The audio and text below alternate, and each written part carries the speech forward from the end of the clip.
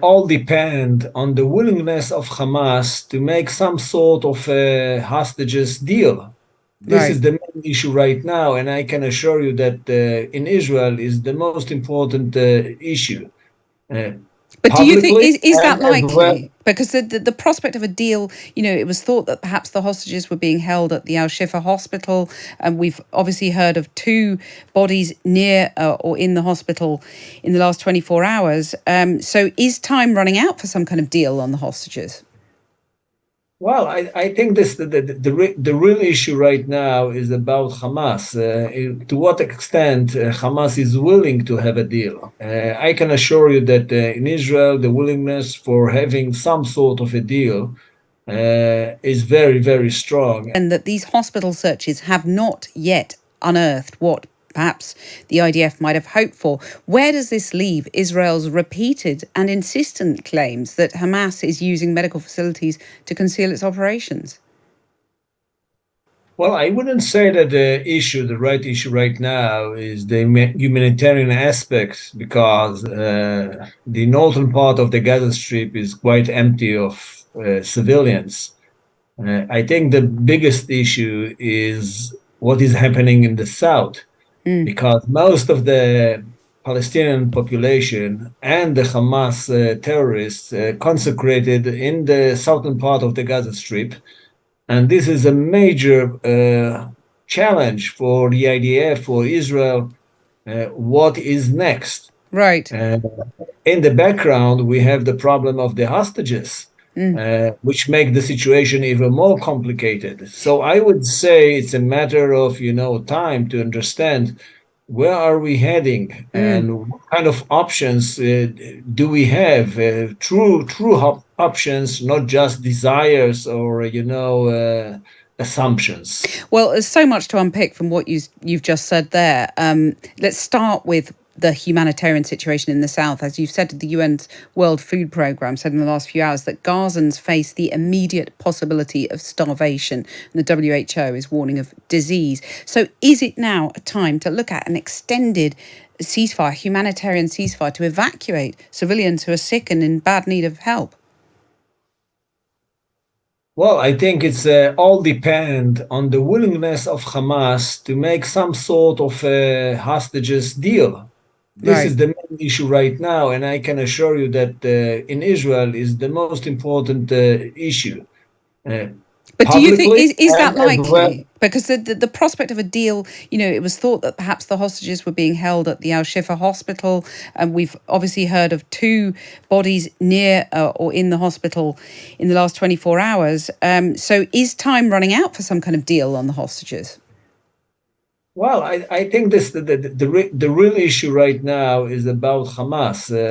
To what extent Hamas is willing to have a deal? I can assure you that in Israel, the willingness for having some sort of a deal is very, very strong, and the public opinion concerning that is absolutely clear. Well, so does Israel We- agree to some kind of ceasefire, to get that deal? I know they've always insisted Absolutely, deal first and then, absolutely. yeah, go ahead, tell me. Yes, absolutely. As far as I understand, the answer is positive, totally positive. I think it's more about the terms. How many hostages will be free? How many, what Hamas get in return, including prisoners from our jails. This is the issue right now. And of course, what are the humanitarian aspects of such a deal? I would say that I'm not really sure that the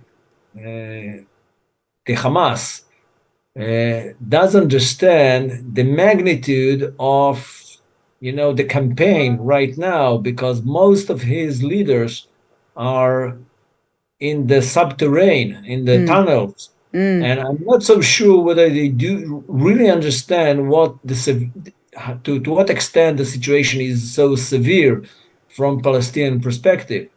Well, and Uh, you raised the prospect of what is next. Two questions on that, really. The fate of Benjamin Netanyahu, the opposition leader, is calling for him to go. Do you think there's any merit to that suggestion? And secondly, what happens next in Gaza? Because Israel surely can't stay in any capacity when it's got a population of 2 million people who now hate it. Well, concerning Netanyahu, I would say the following: Netanyahu cannot lead Israel through this crisis.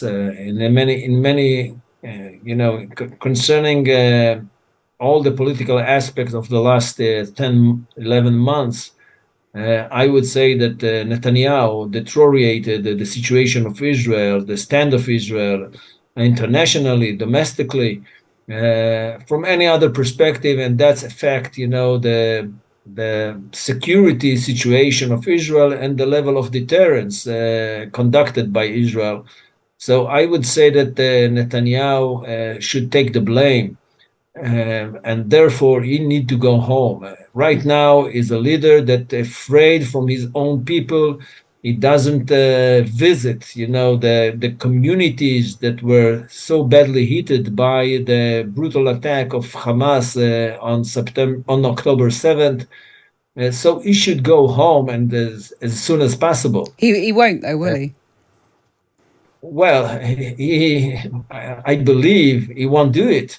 So therefore, I think it's a matter of a civil protest, and I can feel the rage in the streets and this willingness to see him out of the political arena, because I cannot see into what the way Israel should recover while we are still under the shadow of Benjamin Netanyahu.